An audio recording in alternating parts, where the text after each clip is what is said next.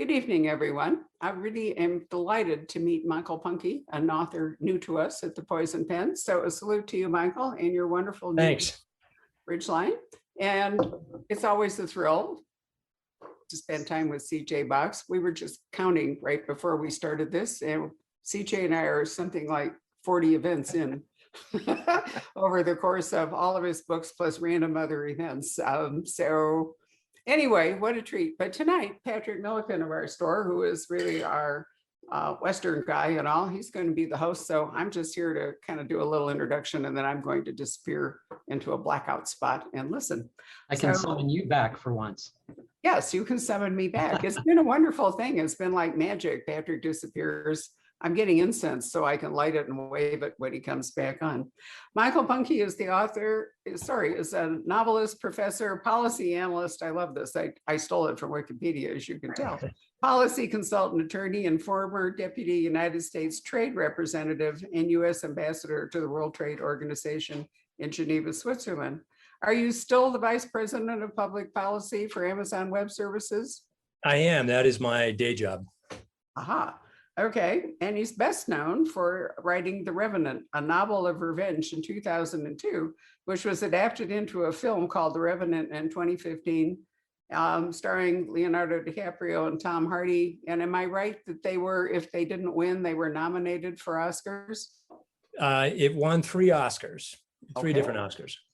Wow, so tough act to live up to, but we can hope that Ridgeline will do the same. And maybe CJ will talk about the experience of having his novels, some of them, the Cassie Duell and Cody Hoyt, translated into Big Sky with the Joe Pickett series to come.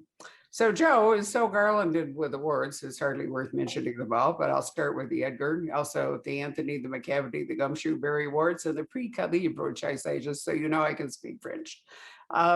He's published, and this is somewhat dated, over 7 million copies of his books sold in the US, translated into 27 languages.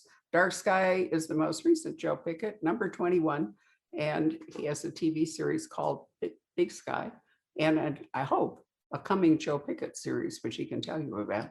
So with that, I'm going to turn this over to CJ Box, who's going to be talking to Michael. Hi there. Is your last name is pronounced Punk? It is actually pronounced Punk. The E is silent. Sorry. Common mistake. That's no, what. Don't worry about it. That's kind of what I don't know.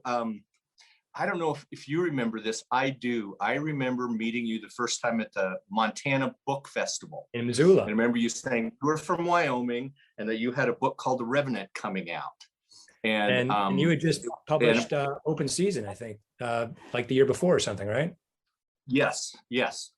And when I read the book, which I really liked, I was kind of angry because I'd always wanted to write a book about Hugh Glass, and you did it, and you did it well. So, and the other thing I was wondering, I had a question. You worked at Fort Laramie, as a living history interpreter. What years? Yeah, what years was that? So probably starting in about 80 and through kind of maybe 83, 84. So it was when I was in high school and early years of college, summer job. I was just wondering, there's a pretty good possibility that we might have run across each other then. You were in uniform, but right? An 1876 cavalry uniform, that's right. Because I do remember going there and thinking, boy, would I hate to wear a hot uniform like that in the summer. Well, that experience, I got to say, came in handy writing Ridgeline, because I actually had worn that exact wool uniform that those soldiers wore and had a little bit of insight into that. Yeah, that's well, I'm jumping ahead too much.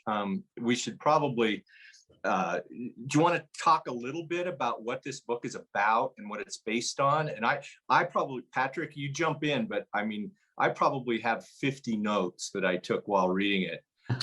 So I could go on, but it'd probably be better to get an overview first. Sure. Well, let me just start very quickly by saying thanks to Poison Pen and to Barbara and CJ for you hosting this. I appreciate the chance to come talk about the book. It just came out this week. It's called Ridgeline, and I'm super excited about it. It's about an incident in Wyoming history that, frankly, a lot of people in Wyoming don't even really know very much about. CJ, I know you've spent so much time on both sides of the Bighorns that you know very well about the Fetterman fight and Red Cloud's war that Fetterman's fight is a part of. But very succinctly, in 1866, on December 21st, on a very cold day, a group of Lakota, Cheyenne, and Arapaho decoys led by Crazy Horse led a large group of soldiers over a ridge line in Wyoming. And there was a battle that ensued that was the worst defeat of the US Army up until that point. And in some ways has some parallels to the Custer fight that took place 10 years later and 100 miles further north. But in part because of the Custer battle is much less well known. Well, I think that, that story is something that I really had to do a lot of research while reading your book, because I think when I was taught history in third grade in Wyoming history, it was called the Fetterman Massacre. Yeah. And it's not that you have you have kind of rewritten history, but with better information, I think, than what we got at the time. When I got that history, the hero of the entire thing was not Red Cloud or Crazy Horse, but what was his name? Portuguese Phillips, who made the riot afterwards. Right. Yeah, that we knew about him. We knew about him, but but not the details of the fight. And then a couple of years ago, I read a book. You referenced it, "The Heart of Everything That Is," about Red Cloud, a nonfiction book about it. Terrific book. Yep, it was. But of course, in that kind of okay, here, Michael, I wanted to ask you a question because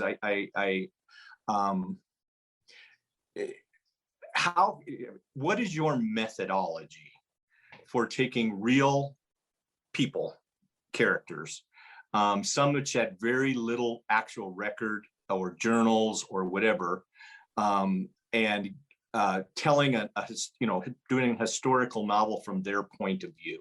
Sure. Well, I guess the starting point for me is I take the history piece of historical fiction really seriously. I've always loved history. As you said, even as a teenager, I was working at Fort Laramie National Historic Site and talking to tourists about Western history. And so I love the history and I take it seriously, and I want to get it right.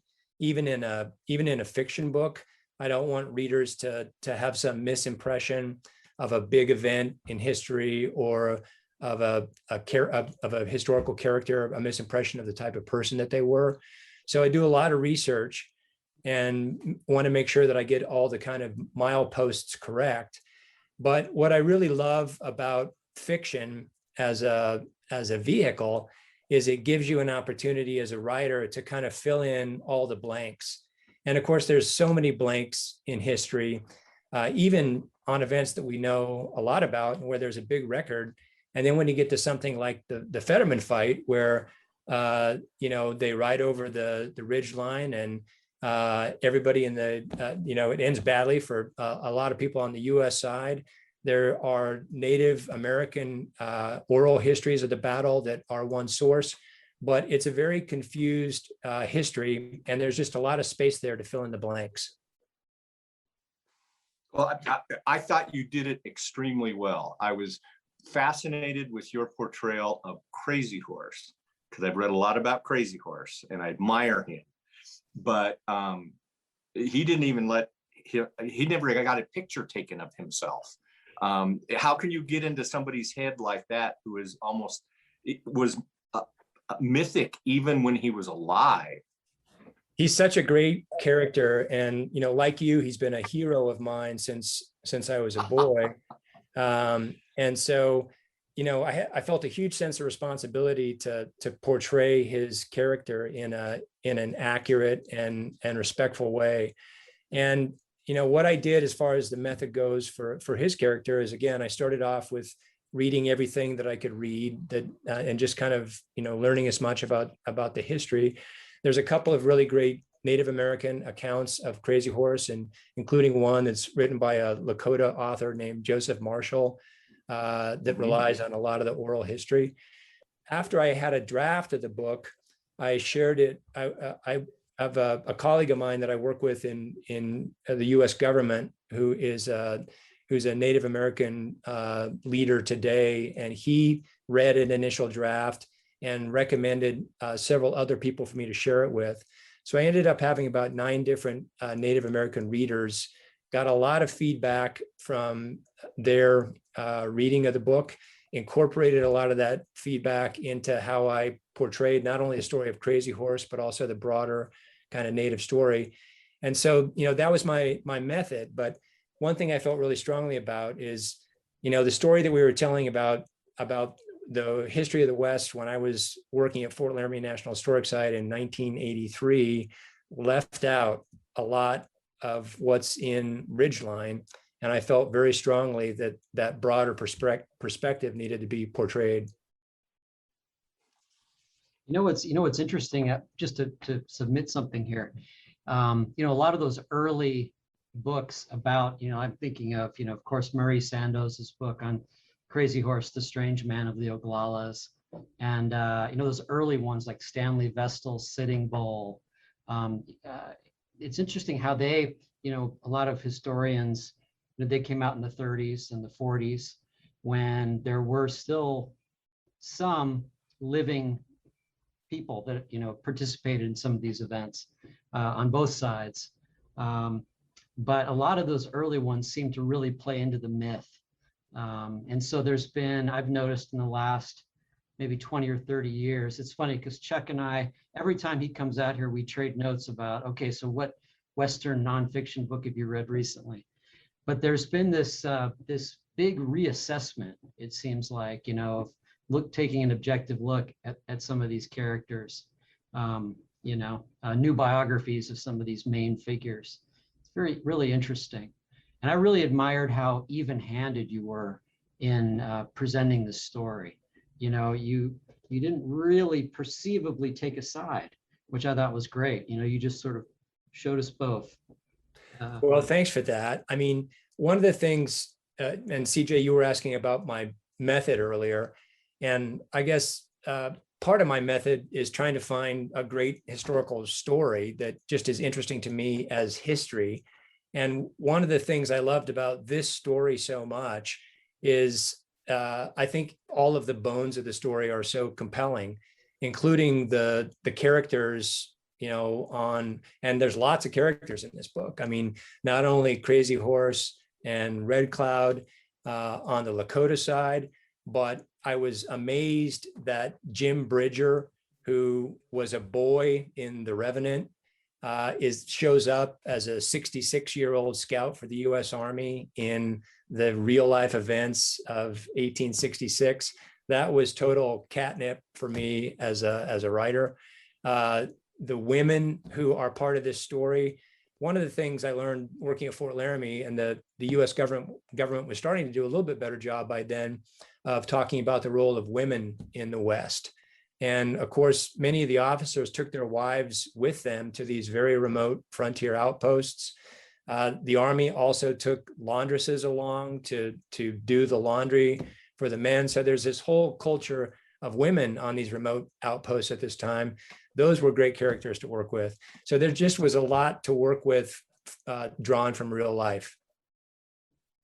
I agree. And, I made a list. I mean, it's almost a who's who of true Western characters all in the same place. And that's what astonished me. I knew about Jim Bridger being there. I didn't know that James Beckworth was also there.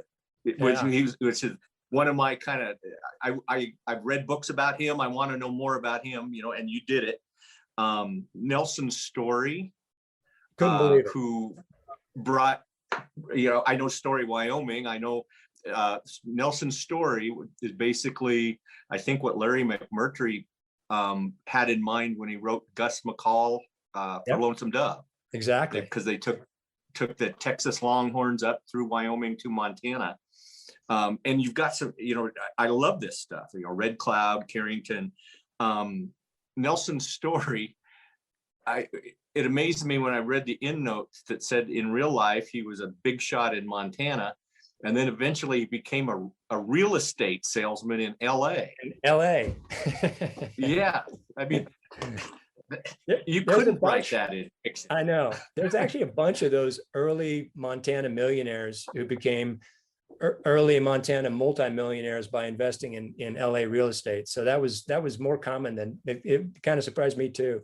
But no, what you're saying, that the real life characters that are swirling around in this thing were just amazing to me. And to take the example of James Beckworth, and for listeners who may not know, Jim Bridger, King of the Mountain Man, was a boy that was one of the characters in The Revenant who abandoned Hugh Glass.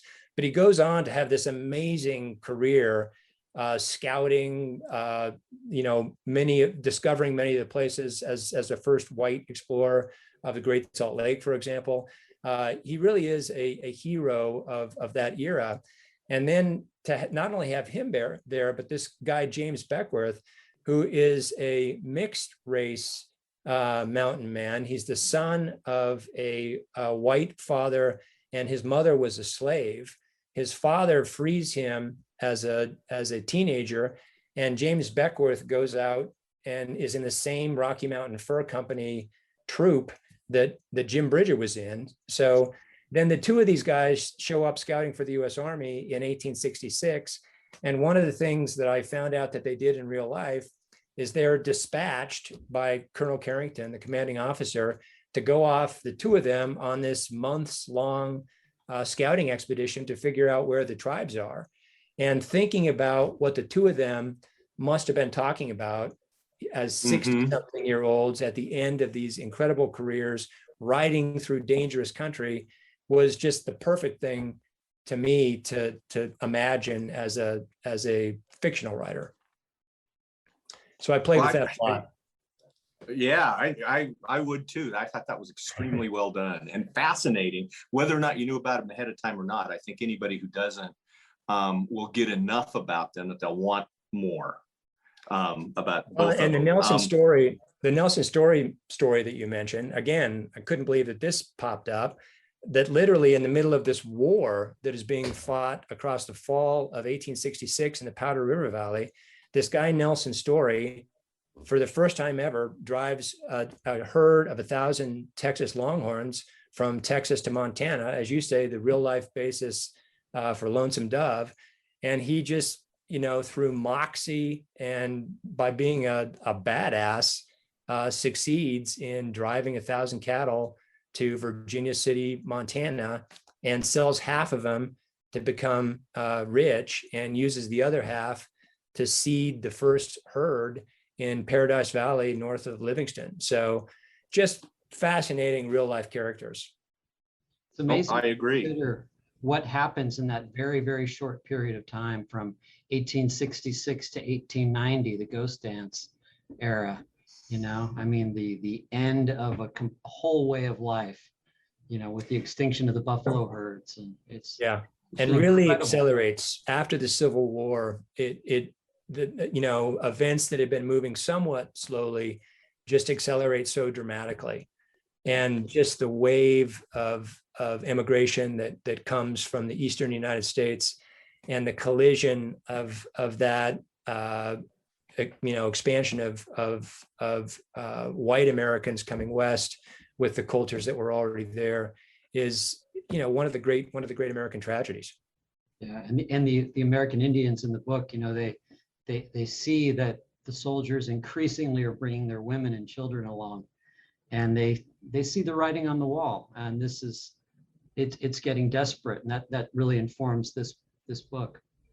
Well, it's very different from the fur trade era that I wrote about in The Revenant, the 1820s, 1830s, where in the historical scheme, that era, it really was a trickle of whites coming west, and almost exclusively men. and they intermarried with the tribes and integrated with tribal culture. There was conflict for sure, but it was on a whole different level of magnitude. And as you point out, the Army in 1866 is bringing women and children, and that could only mean that they intended to establish a new civilization in place of the one that was already there. I have a historical question to ask you, because there's no doubt that there's some parallels between the Fetterman fight and Custer's last stand. Yeah. Are these the only two times in the history of the plains that multiple once warring tribes got together to attack soldiers? That's an interesting question, and without knowing for sure, I guess my answer would be I'd be surprised. But certainly on this scale, what's so unique about what Red Cloud did, from my standpoint, one of the reasons it's amazing that he's not more famous is I agree. He was both a diplomatic genius and a military genius. And over the course of the fall, what Red Cloud is doing, as you point out, is he's pulling these tribes together, including even apparently sending out feelers to the Crow to see if the Crow were interested in being part of this coalition. And of course, that's remarkable because the Lakota and the Crow had been such serious historic enemies. So, on this scale, I don't think that had been done. And then, from a military standpoint, what Red Cloud does is and to me, that's one of the most interesting differences between the Fetterman fight and the Custer fight. The Custer fight, as brilliant as the tribes fought in that battle, they were very much reacting to being attacked.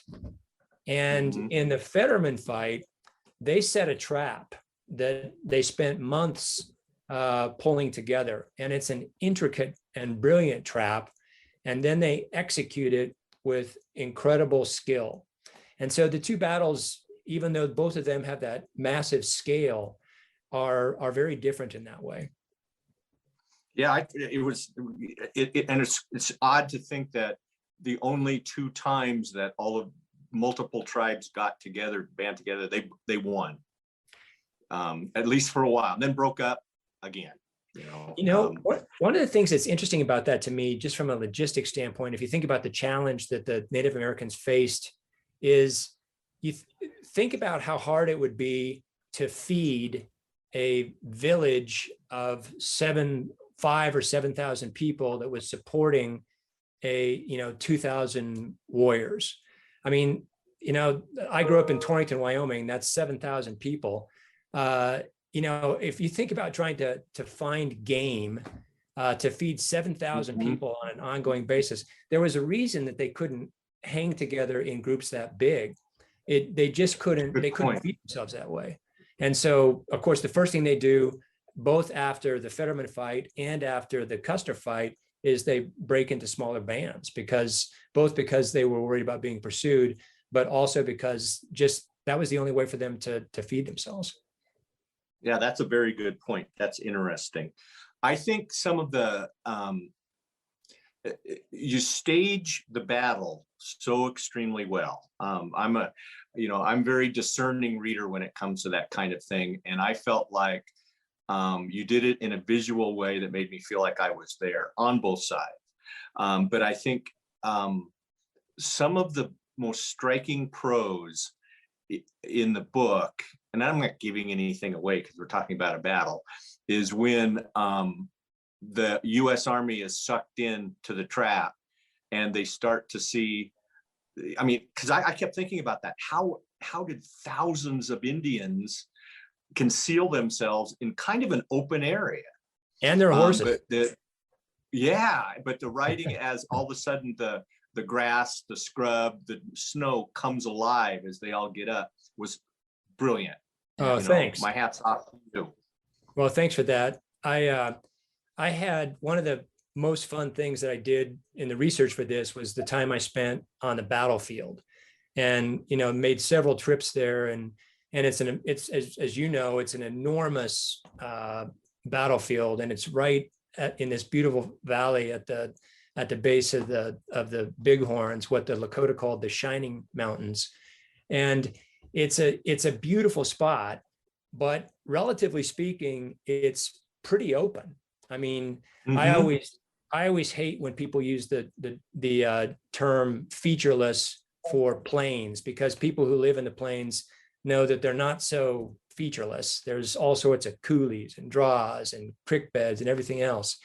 But when you walk this battlefield, you can't imagine that they could hide 2,000 warriors and 2,000 horses in this relatively open area. And they did it, which is again part of the technical brilliance of the battle plan that they executed on. I had another question. Oh, sorry, Patrick. I've got, you changed my impression of Fetterman himself from what I had kind of grown up with and just kind of accepted as common knowledge. And can you talk about that a little bit? How did his reputation go from being a, kind of a hard charging, arrogant drunk to being, as you portrayed him, as, kind of doubting his commanding officer, but basically getting swept along and doing his best? Well, it's a kind of a fascinating story about how the history of the Fetterman fight came to be. And a lot of the way that it came to be is the commanding officer at the fort at the time is named Carrington, Colonel Carrington. And he is back at the fort while the others are riding out into this battle. And after it goes badly, Carrington's main goal in life, and he's not the only person who did something like this, but he spent the rest of his career basically trying to not get blamed for the Fetterman fight. And the way that Carrington did that is he needed a scapegoat, and the scapegoat that he picked was Fetterman. And Fetterman was the senior officer in charge of the troops that went out to fight that day. So he was technically responsible for what happened on the field. But I think there's recent scholarship that has been done on this battle, including by a guy named John Monnet and by a woman named Shannon Smith, who have both written books, nonfiction books about the battle, where they believe that the cavalry officer, Drummond, had a lot, should have been blamed more than he was. And the best historical evidence for me for that proposition is if you look at the respective careers of Fetterman on the one hand and Drummond on the other hand, everything in Fetterman's past, and both Fetterman and Drummond had a lot of combat experience in the Civil War. Fetterman had a reputation for not only for bravery, but also for very much being somebody who followed the company line.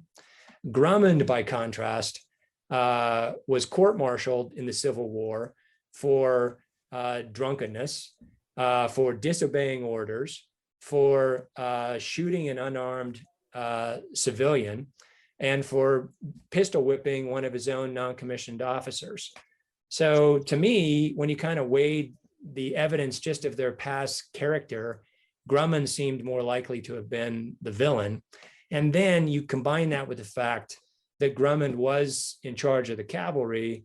And if you're trying to figure out in the heat of battle who goes chasing after the decoys, it's a lot easier to chase decoys on horseback than it is with infantry. And Fetterman was leading the men who were kind of marching along, running, trying to run up the hill. So those are my reasons for kind of landing where I did and kind of writing it the way that I did. I found it fascinating and very interesting the way you did that.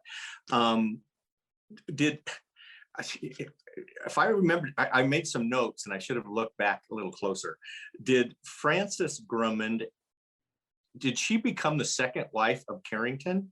She did. It's a little That is bizarre. scandalous. Yeah. So there's for people who don't know the story, there is a officer's wife named Frances Drummond, who is married to Lieutenant Drummond in this story. And later on, and I won't reveal all the circumstances, I talk about it in an epilogue, she ends up being married to Carrington, the commanding officer, and actually writes an autobiography that many people believe was partially written by Carrington to propagate the story that he was not to blame for this battle and that Fetterman was to blame. So Frances kind of becomes part of this making of what I think was a false history of this battle. But interestingly, there's other parts of her autobiography that are quite fascinating and really, just about her life on the plains and as an Army wife. And reading her autobiography gave me the idea of using journal entries written by her as part of the way of telling her story, which is the mechanism that I use in the book to kind of introduce her character to readers. So that's it. And I don't mean to ask, I mean, hopefully people who are watching this aren't, did she in fact keep an official journal and an unofficial journal, or is that something that you came up with to tell the story? So I came up with that to tell the story. I don't know of her actually keeping a journal. Many of the officers' wives did, so it would not be surprising if she did. I don't know, but the journals that I made up, and as you say, the device that I used to kind of reflect the difficult role that women in the 19th century had, even talking about their own lives, I used the device of her keeping two journals, one of which was an official journal that's a little bit more of the candy-coated version of her life, but then also keeping a secret journal where she is much more revealing in terms of what's really going on in her life.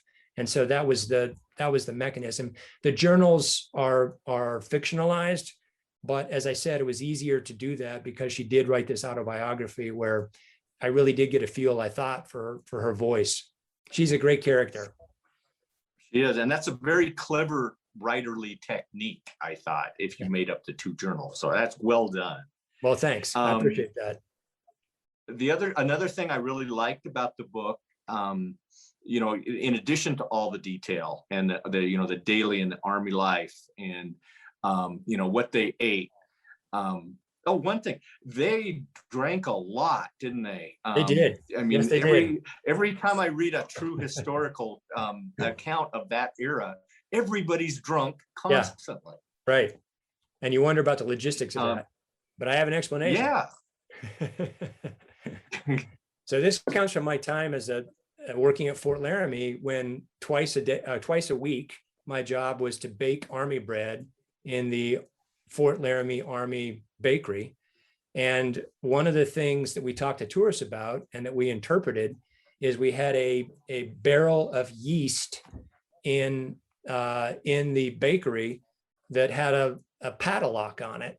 And the reason it had a padlock on it is because if they didn't keep it locked up, the soldiers would steal the yeast to make liquor, to make moonshine. And so that kind of gave me the idea of, and I'm guessing that was not wholly successful in terms of the Army's effort to prevent soldiers from making booze. And so that's one of the things that I portrayed in the fort in Ridgeline. Well, it's very well done. And, the portrayal of the, not the officers, but the enlisted men as being, multi-ethnic, some barely speaking English. They didn't, most of them, I'm guessing, did not fight in the Civil War, and then putting them in this fort in this very isolated, remote Wyoming mountains really set the scene well? Well, I've always thought when I've gone to places like the Little Bighorn battlefield, or when I've walked the battlefield for the Fetterman fight, you know, as you say, a lot of those soldiers in that era were very recent immigrants who signed up to the U.S. Army. The Germans because they wanted to learn how to speak English and make a living while they did it, and the Irish because they were hungry for work. But when you think about, you know, these guys standing out there in the, you know, last moments of some of these battles in this, what to them must look like a godforsaken place, recognizing that they're about to die in a very horrible way, and thinking about them only arriving on the continent in many cases a few months before. And they must have really been thinking, you know, I made a bad career choice here in signing up for the U.S. Army. Can you talk a little bit about, about Fort Kearny itself? Is it, there's a lot of really interesting descriptions of the fort itself. I'll be right back. Yeah. And is it still in a fairly remote part of the state? I understand.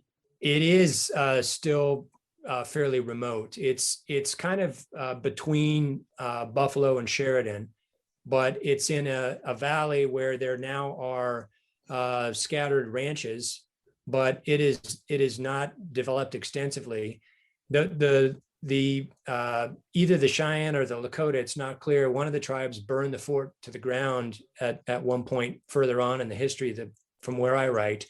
So the fort itself, the perimeter has been recreated, and it's enormous. It contained 13 acres, and there's a great visitor center there run by the Wyoming State Historical Society, it's a Wyoming State Park, but it's a great place to visit. And one of the things I love about it so much, in contrast to the Little Bighorn battlefield, is and especially when you get over to the battlefield, which is about 3 miles away from the site of the fort, it's pretty well preserved, and you can really, it's not hard to imagine what it looked like.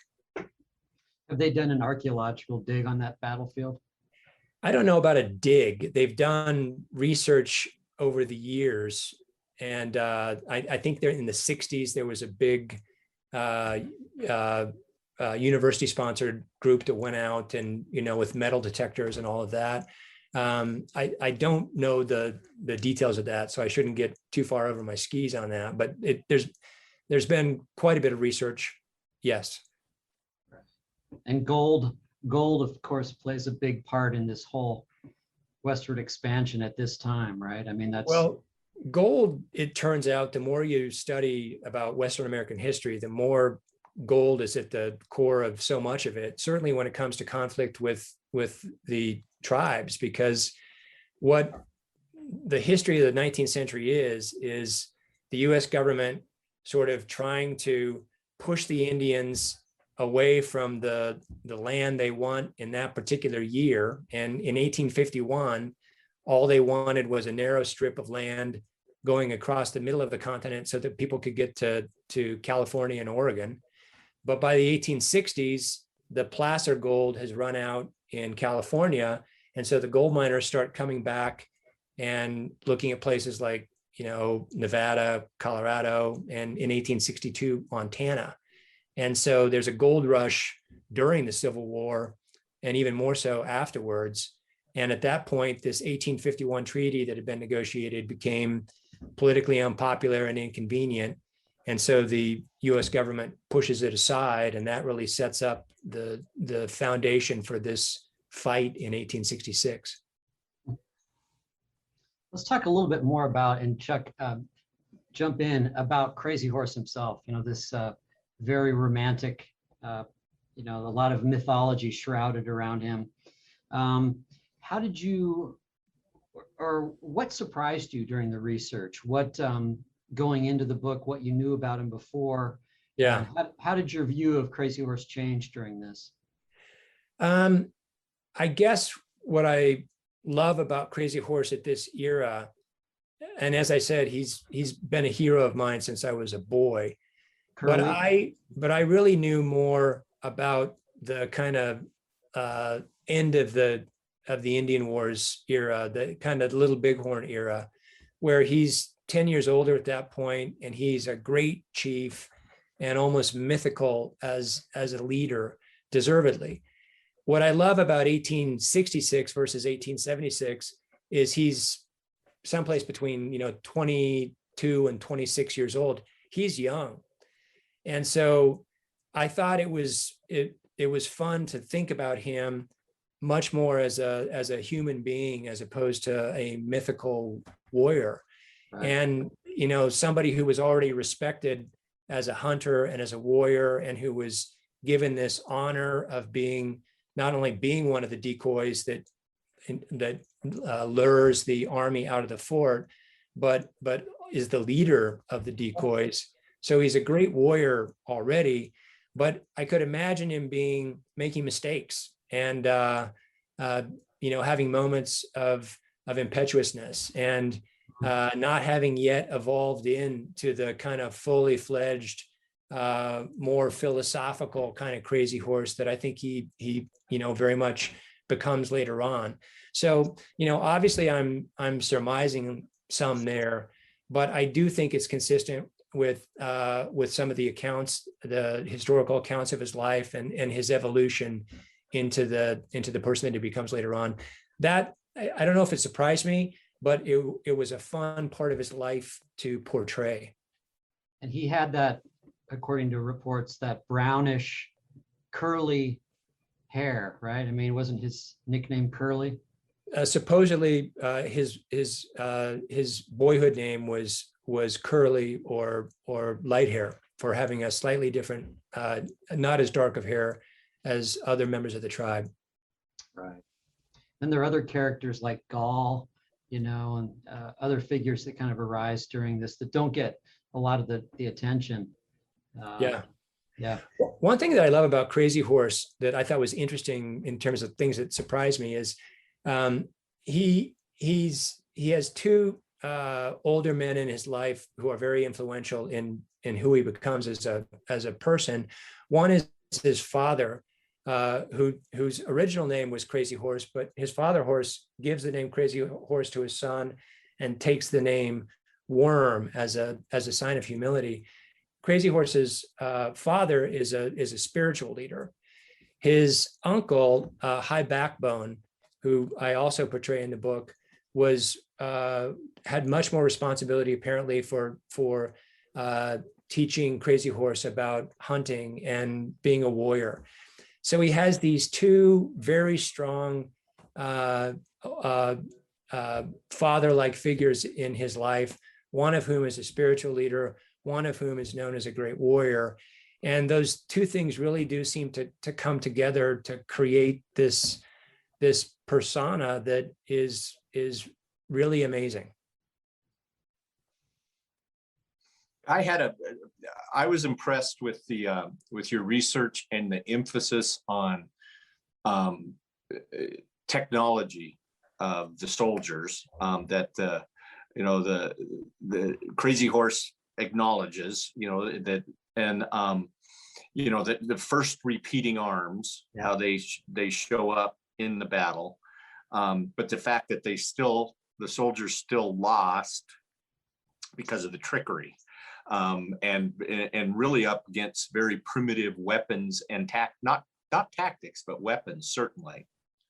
Yeah, so, that's another big difference between 1866 and 1876. By 1876, at Little Bighorn, the many of the Lakota and Cheyenne were better armed than the Army with state-of-the-art Winchester Henry repeating rifles.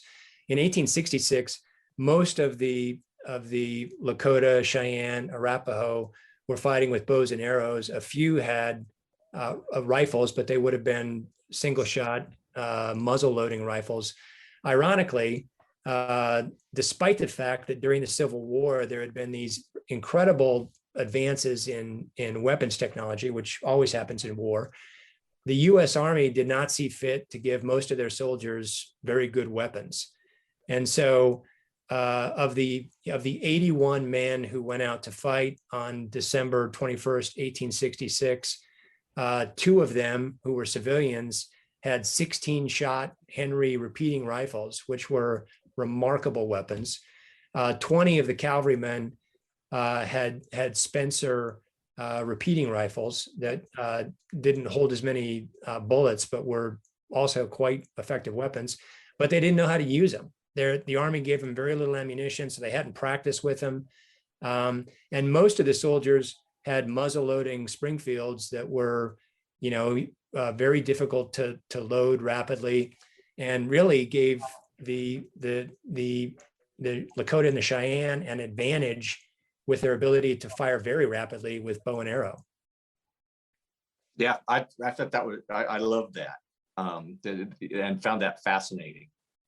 One of the other things that I'm interested in, again, after not to talk about Fort Laramie too much, although I hope everybody goes and visits both Fort Laramie and the Fetterman battlefield site. But one of the fun things I got to do working at Fort Laramie is we fired a cannon twice a day, an 1841 mountain howitzer. And so I had the experience for 3 summers of firing a vintage cannon twice a day. And that stuck in my head again as something that I wanted to write about. The artillery technology of the day is remarkably advanced in terms of the ability that they had, even with muzzle loading cannons, to fire a round downfield that could explode at a precise place downrange. They could fire that with great accuracy. And it's one of the reasons that tribes very rarely attacked forts. The John Wayne movie of the Indians riding in and attacking the fort didn't happen very often. And it didn't happen here because Red Cloud is way too smart. He knew that the last place that he wanted to fight the US Army was in this fortified place that they had built where they had all the advantages. So he knew that the challenge was to somehow suck them out of the fort, get them away from cannon range. And that was his plan of how to win, but that was a very difficult thing to do. Mm-hmm. Interesting thinking about the military battle strategies too, in such a relatively short time, how they changed, with the old school, let's all stand in a line and point rifles at each other, in some of the early Civil War battles, to the guerrilla techniques of the later war in the Kansas and all that era. And can you talk a little bit about that? Well, what the US Army ultimately discovers is that the time when the tribes are weakest is during winter. And what they do when they, after the Battle of the Little Bighorn, when they get very serious about winning the war against the Plains Indians, is they start to harry them in the winter. And then what we were talking about earlier, the difficulty that these tribes had, who had broken into smaller groups already, and then were forced to move with families in tow. It just was not going to be tenable for very long. One of the interesting things that I came across just as a number, and I don't usually like numbers very much, but I read that the population of the United States in 1866 was around 30 million people. And during the Civil War, the Union Army was 2 million standing men. The Confederate Army was 1 million men. So if the US wanted to, it could field an army of 3 million people. By this one account, there were about 75,000 Native Americans in all of the Plains tribes combined, about 16,000 Lakota, of which about 4,000 were men of fighting age. So the numbers just, there was no way, once the US decided that, we're going to pursue this to the end, that the tribes could stand up against that. And ultimately they couldn't. It's it's inconceivable to think about, as I was at the beginning of the program, the extermination of the buffalo, to think about the sheer number of buffalo up until that point that were on the plains. I mean, it's in the millions and millions, correct? Probably about 30 million at the before it started to be whittled down. And then by And the it had already, 1880s, yeah. And when the Oregon Trail goes through, the great herd of buffalo divides between north and south, and the southern herd down in Kansas had already started to be wiped out, because once the railroad got to Kansas, of course, that's when the buffalo hunting became commercially viable.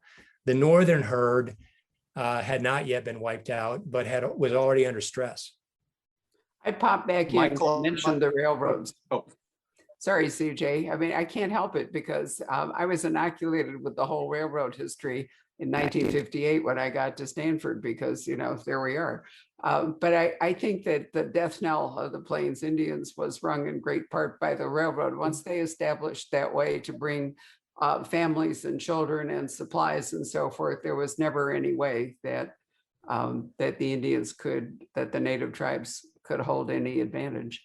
It was always going to be, and it's after And the in Civil fact, War. I just looked it up, but the Central Pacific and the Union Pacific really, it was the 1860s, and that's a big difference between your period and the Revenant and That's true. and Ridgeline, is that once the railroads were there, and you had a supply line and a people carrying thing that could go all the way across the country.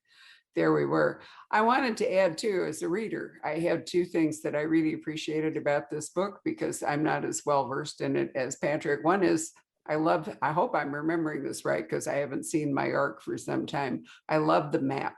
Please tell me there is a map, right? Because I mean, I'm a really visual person, and I think the addition of the map makes it very possible to work out what you're talking about. I kept referring back to it, trying to work out the logistics and the geography. And the other thing I really loved was the way you did write the epilogue, so we knew what happened to a lot of the people. It's too bad to just like dump them at the end of the battle or whatever it is, and you think, well, what happened? What were their lives? So I really appreciated the fact that you took the time to do that for us. So I'm saying this for somebody who might be listening to this, who, like me, is not as well versed in this history, that Mr. Punk, now that I know how to pronounce your name, sorry, that Mr. Punk makes it easy for you to both work out the landscape of the book, but also the end of the story for a lot of the characters that was in it. CJ, did you like that? Oh, yeah, I had one other thing. Just thinking, because reading, being kind of a student of this history, especially in Wyoming. And by the way, for all the viewers out there, almost all of the significant Western stories, battles, everything took place in Wyoming. It's just that since then, writers have taken them and moved them into other states for their own benefit. I'm going to make an argument for Montana to contend on that front, but we can have that debate later. There's a lot in Wyoming for sure. Montana's a close second, I would say. Was there any other major battle between the Army and American Indians that took place in the winter?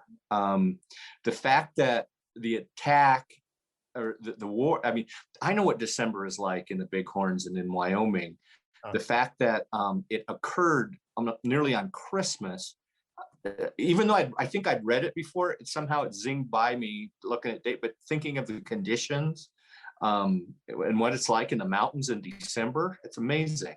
Yeah. Well, I'm not going to say definitively no, and in part because by the end of the Plains Wars, they were going out in the winter very explicitly. But for a long time, the U.S. Army was not pursuing the tribes as aggressively in winter, in part because it was tough on them too. And, their soldiers weren't that great at maintaining a campaign and carrying with them the supplies that they needed, both, including feed for their horses. So it was not easy to do.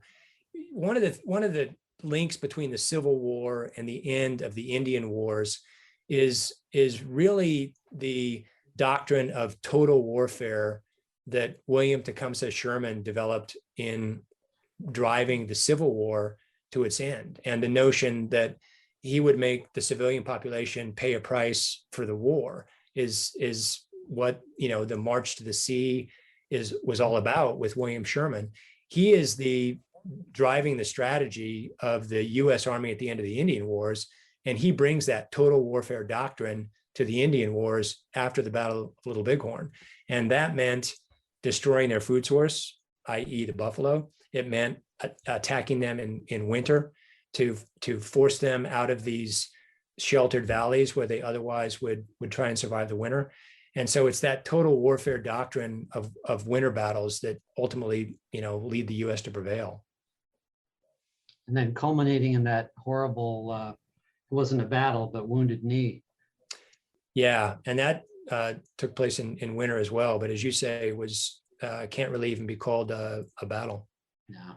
Andrew, do you have Facebook questions that you wanted to present? I'm going to disappear again, but I think you ought to give the audience a fair shot at this. Well, I've been watching, and there aren't enough real questions. So okay. Great discussion. Met Mr. Box at Old Faithful Inn a few years ago. Let's see here. I haven't read any of Michael's books, but I sure am looking forward to doing so now. Great discussion. Oh, here's a good one. Comparing this battle with Little Bighorn.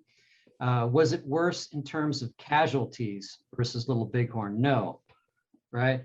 No, Little Bighorn, over 200 men were with Custer, and there were 81 men killed in this battle that I write about.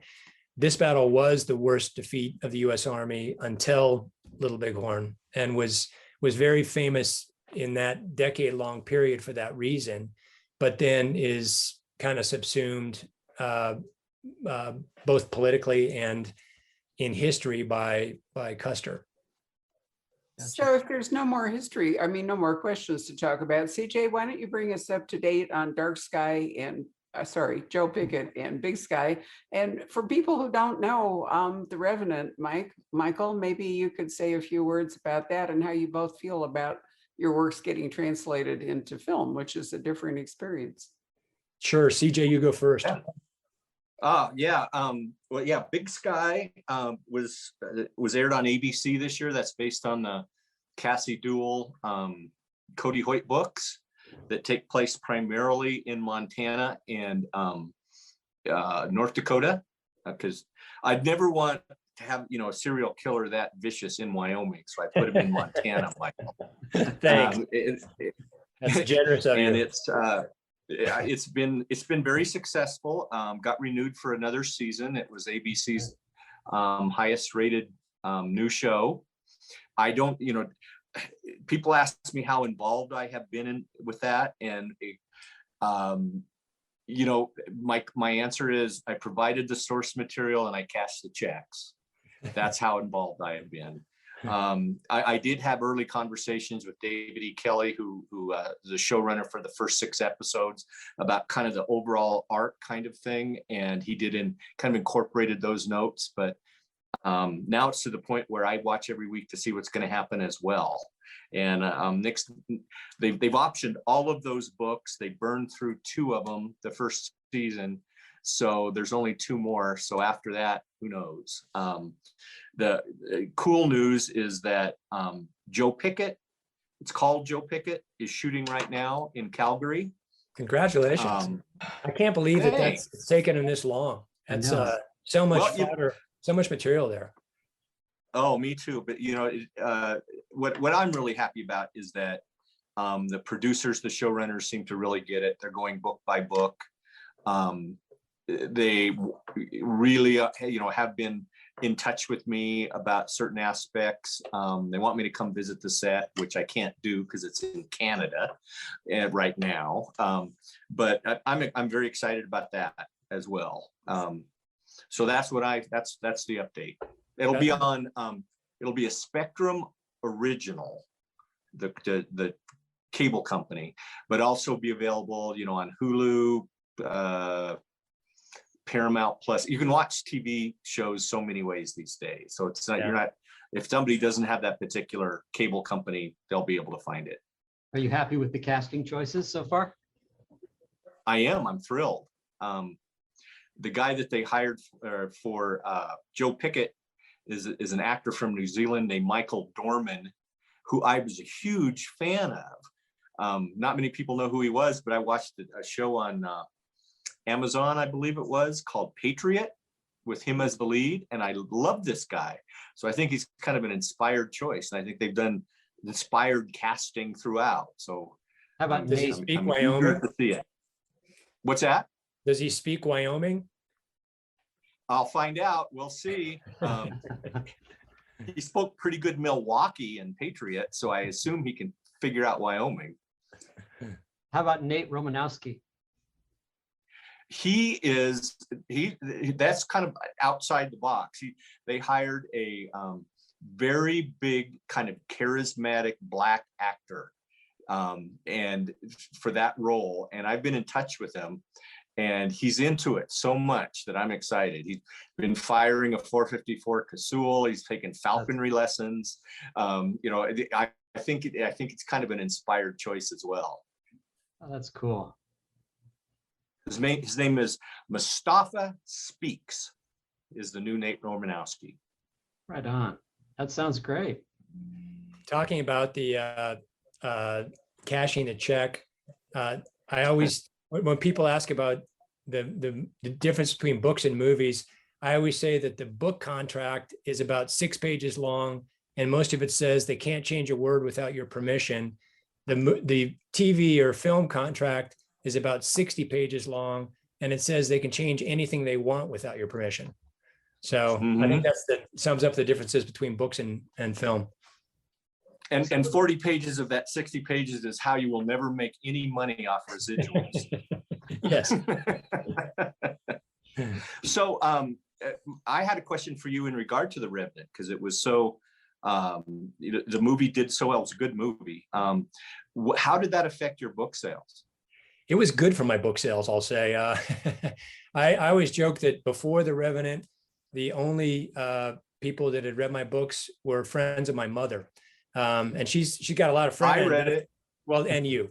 But I unfortunately could count or knew personally most of the people who'd read it. And having the movie changed that. So I was very happy for the movie to be made. There were things I liked about the movie, things I didn't like about the movie, but I was very happy for it to be made. And it was a great thing in terms of bringing the book to massively bigger audience. And it opened the door, I hope now, for people to read other stories that I've written. So couldn't be happier about the movie being made. Now, 19 years was quite a bit of a gap, though, Michael. Yeah. We understand you've been quite busy, though, in the intervening time. Well, But, I hedge my bets. Are there any other historical kind of incidents or eras that pique your interest enough to write about them? Well, I've written a couple of nonfiction books. One about a mine disaster in Butte, Montana in 1917. But aside from that, most of my focus is on the 19th century, and I love every aspect of it. I mean, I love the fur trade era, which obviously is what the Revenant is about. I had always been interested in the Indian Wars, and so that really was my focus for this book. But there's a bunch of other eras that of the 19th century that I love. I just think I love the land, and I just think the history is inherently dramatic and has really important lessons for today. So wow. Yeah. I'm gonna have to look up that nonfiction book, because that whole era in Butte, all that stuff is fascinating. You know, the Anaconda Mine and I see CJ's hat with Anaconda on it, so I don't know what the Yeah. story is there. But, The next Cassie Duel book is going to take place in Anaconda. I was there 2 weeks Okay. ago and reading Yeah. about that mine disaster, and what a All that fascinating labor. part of the state. all the labor stuff too, the Wobblies and Frank There's a- Little. And there's a remarkable history in Butte. I mean, it's really was kind of the guts of Montana for a big part of Montana's history. Dashiell Hammett and Red Harvest is all Butte, Montana, right? Some very surprising things coming out of Butte. Pinkertons. Mhm. Yeah. Well, gentlemen, this has been a real treat. Thanks so much, Michael and Chuck. Just to do my commercial plug here, shameless commercial plug. Michael has kindly signed a batch of these, and I think they're on their way back to us now. They We should are. have them at the end of the week. So if you'd like to order one of the few remaining signed ones, you know how to get in touch with us, poisonpen.com. And we also have a little stash, signed and dated even, copies of Dark Sky. So there aren't many of these left either. So I can't manage to do everything at the same time. Usually I'll put a link up in the comments field, but you know how to get in touch with us, store.poisonpen.com, or just give us a ring. We would be happy to sell you one of these gentlemen's books. So thanks everybody for tuning in, and thank you both. It's been a great hour. Hello. We hope you're enjoying our programs and podcasts with authors. We'd like to expand them, and your help would be appreciated. Please make a donation at poisonedpenfoundation.org. 100% of the proceeds will go to help connect authors with readers in this difficult time. Thank you.